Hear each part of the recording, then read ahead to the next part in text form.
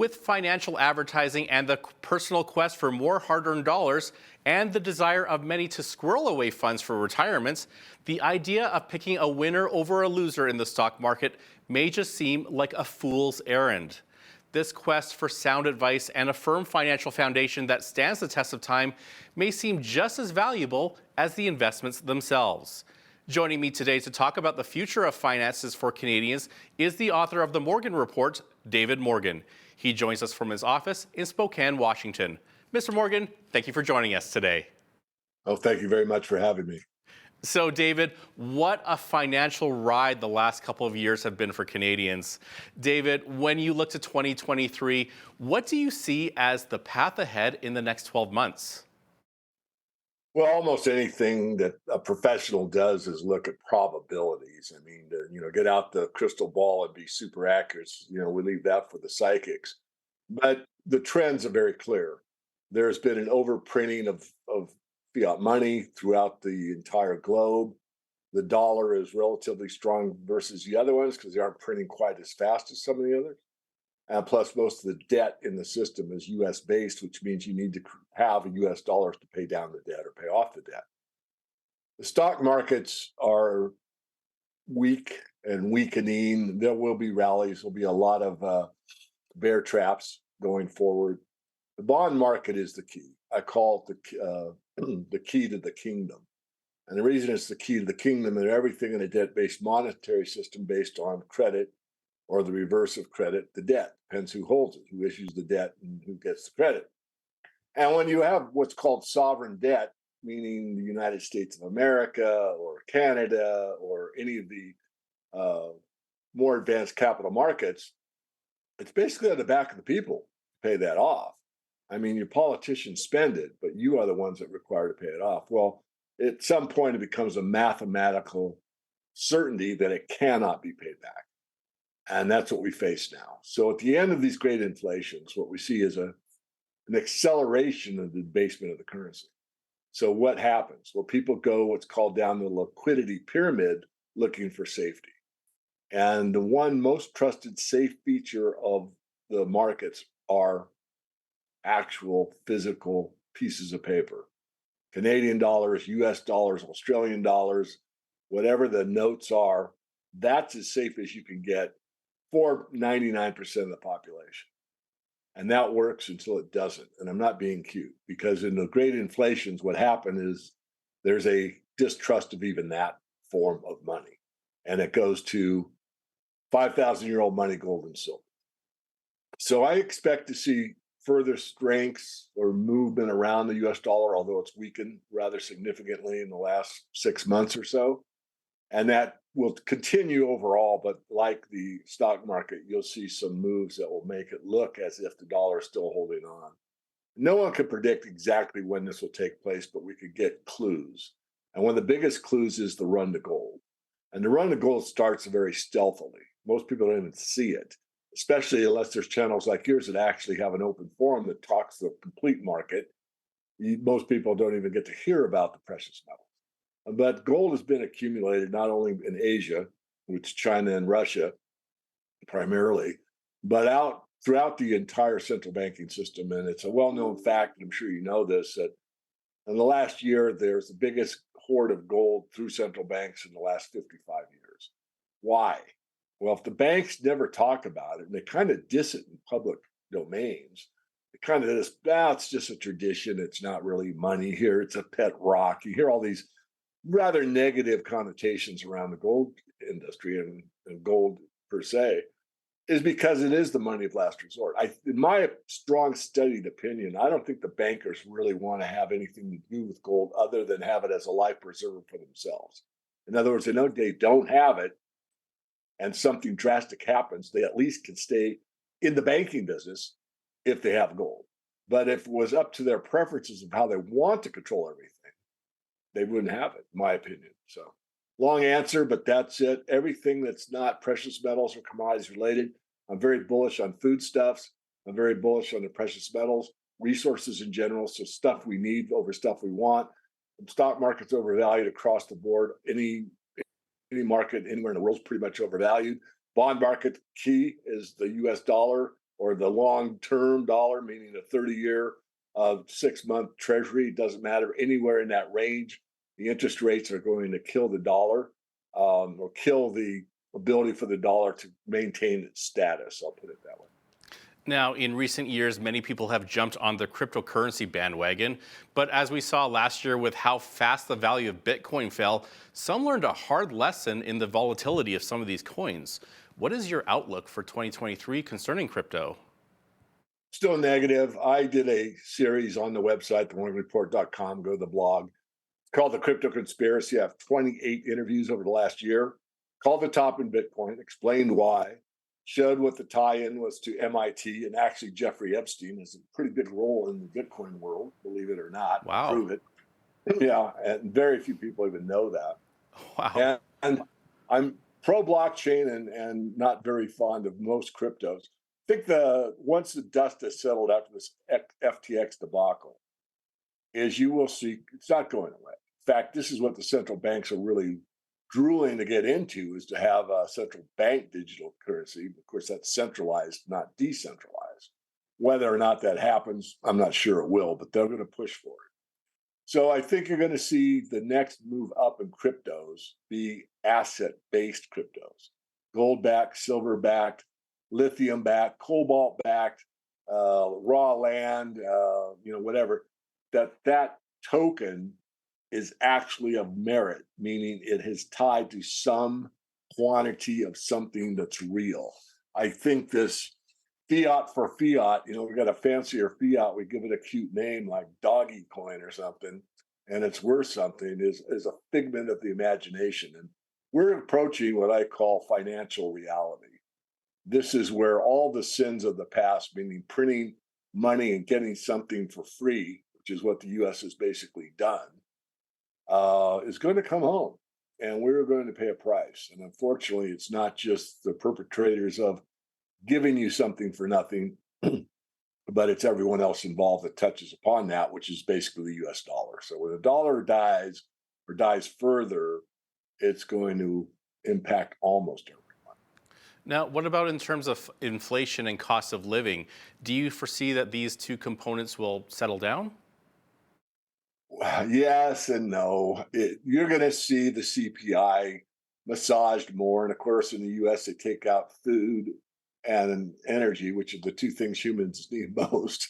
They need to be able to heat their homes and drive to work, and then they also have to eat. But we'll take those out of the inflation index.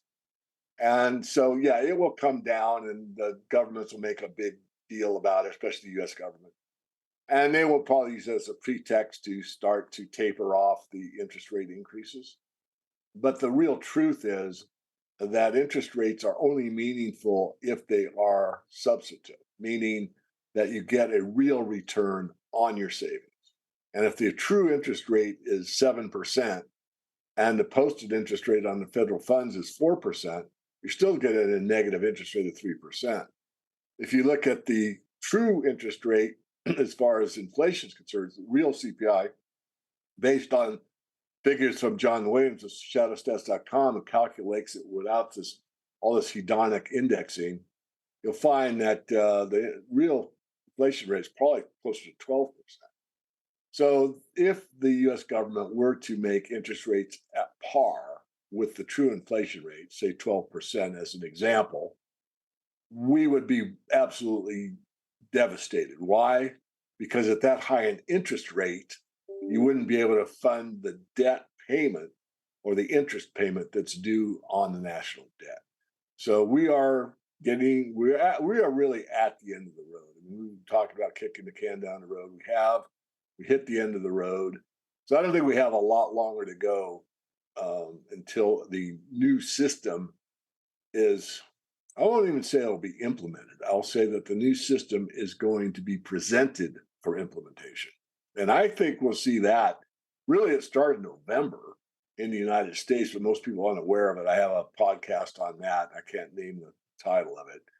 But there's let's say, a beta test going on in the Fed computers that does a modernized exchange of payments, and it's more streamlined to get it prepared for a CBDC, central bank digital. Now, in these uncertain times, many people just want to hide their money, make all you can all you make, and then sit on the can. But how do you think that people need to think about investing their money? Well, first of all, being a pretty firm capitalist and a free market advocate, adhering pretty much to the Austrian School of Economics. I mean, really, the worst thing you can really do in a vibrant economy is to save too much. Yes, you should have savings and all that, but you really want to balance it. And the way that you get a great economic system for everybody's benefit is by flow. You get a flow of cash that goes into better widget, as we say in business school, but better food production, maybe more organic food, a more efficient housing, all the things that really make the human experience better and better and better. You can have that. The problem is when you're in a system that we are in, that the only thing that makes sense if you know what the end looks like is to hedge, which means you've got to put some money away. And I didn't say currency. You've got to have some exposure to precious metals in case the banks are right. And the only reason they have gold is to reboot the system. So you have to do that on your own as well. But really, if things were, let's say, in a sound money system, in a system that everyone could trust, where I would know what a Canadian dollar is worth 40 years from now. So when I start the workforce and I want to have a certain lifestyle, I know that every dollar I save 40 years from now will be worth at least as much purchasing power as it is today. That takes away a lot of insurance problems, takes away a lot of financial planning, because we have a system that people understand and trust and is there basically for the people. That left us a long time ago. It left us really in the people world quite some time ago. Left internationally on the gold settlement with December 15th, 1971, when Nixon closed the gold window. So now we're at that 50-year mark, which usually from the Bible is a debt jubilee. And I think we're kind of witnessing that now with what's going on with the gold market, foreign currency exchange, the amount of money that's being borrowed by the Fed, but these banks get all this money, we call it fiat currency, and they don't have any place to put it because they don't want to loan to anybody. So they send it back to the Fed. So it's like you give me a $20 bill and you give it back to me and say, okay, I want my interest on it. Well, here's 200. Well, here's 200 back. I want my interest on that. And this is what's happening. So it's really stagnant. It's as if that money doesn't exist. Now, once it gets into the public domain, which has been doing since the illness, and they're sending people checks where they could cash and buy food or groceries or go to the movies or pay off a car or whatever, that is what really flows and stimulates the economy and gets into the situation where it's driven not only by too much money printing, but also by actual true shortages and supply chain breakdown. So hopefully I don't go too far in that, but it's not that complicated, but there's a lot of vectors that intersect to make one thing happen. And the one thing that's happening is be prepared. So, David, when it comes to personal finances and people's personal debts, can you talk about the value of removing debt, or should people work to grow their money alongside paying their debt off at the determined payment schedule? Yeah, the best thing you can do is live within your means. So, yeah, good year, bad year, it doesn't really matter. You're living within your means. And then once that's established, then you want to get as debt free as possible, even in an inflationary environment. And people say, wait a minute, I borrow money. It depends on what it's for and what guarantees you have. Most of the working class, it does not make sense to go into debt, even in an inflationary environment. Here's why. You have to be able to service that money that you borrowed. And if it's a callable loan, or if it can, it's not a fixed rate loan, you can be in big trouble pretty fast because your wages are not commensurate with the increase in inflation. Therefore, it's more difficult to pay it back. So really, in almost any environment, being debt-free or close to it is a very sound place. And then on top of that, you want to invest. I mean, I'm not one of these, gold is the only answer. It's a solution to the system that's corrupt, but it's only a partial solution. The real solution is honesty throughout the entire system. And that means basically a sound money system or something equivalent to it. And we are probably going to get there at some point, but it's going to be a real struggle until we do. So I would say investment wise, I specialize in the resource sector. But I mean, if you looked at something like a true investor's, I won't call it a Bible, but periodical is Investor's Business Daily. I mean, William O'Neill, and you see like in there the New America, and that's only because that's the title of it. But he talks about companies that are increasing their earnings. If you really understand the stock market and you use it as a truth meter, which a lot of these are overvalued, I'm not taking that statement back. But these companies that start out and have the accelerated earnings and keep earning more and more and more. Well, that's the free market telling you this company's making something that the market wants. And of course, their earnings are going to increase. And those are the kind of companies that you want to buy. So those will always exist. They're harder to find in these type of environments. So there are always opportunities. It's just most people have been taught that all you have to do is buy like the S&P index and you'll be fine. Certain times in life or in lifetimes, that's true. But if you bought the equivalent of the S&P or the Dow Jones before the Great Depression, you needed 25 years before you broke even. So it's not always the great idea to stay invested or fully invested in the stock market. I believe we're in that situation right now. There's a direct inverse correlation between gold and stocks. And the inverse correlation is as stocks go down, gold goes up, and vice versa.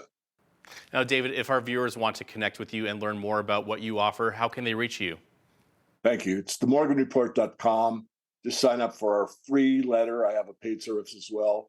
And if you don't want to give me your name and email, that's fine. Get on the blog and read what I put out there 3-4 times a week. Excellent. That was David Morgan of The Morgan Report. He joined us from his office in Spokane, Washington. David, thank you for being with us today. Thank you so much.